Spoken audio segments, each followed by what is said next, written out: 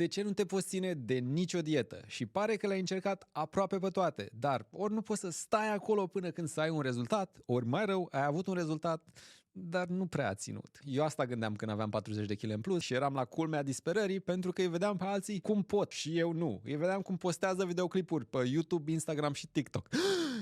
Sunt eu problema acum? Nici de cum. O să spun care este problema și ce opțiune ai. În primul rând, am aflat că orice dietă pe care de-abia aștept să o termini nu o să funcționeze pentru tine. Pentru că asta se traduce în de-abia aștept să se oprească chinul ăsta ca să pot să mănânc toate lucrurile care m-au dus să am nevoie de dieta asta infectă. Și atunci ce am rezolvat? Nu mare lucru. Deci rezolvarea stă într-un concept foarte simplu. Alegeți o dietă la care te poți uita și spune așa pot să mănânc tot restul vieții. Și aici ai două opțiuni. Ori continui să treci prin diete până găsești una care rezonează cu tine. Sau doi, înveți cum să mănânci fără să-ți fie frică de mâncare sau să ai restricții. Și da, învățatul este mult mai greu decât o altă dietă copy-paste, numai că de aici aveți rezultatele. Și dacă vrei rezultate mai rapide, poți cere ajutorul cuiva care a trecut deja prin asta. Programul Stay Busy and Fit de aici a pornit. Lasă-mi un DM, ar putea să schimbe viața.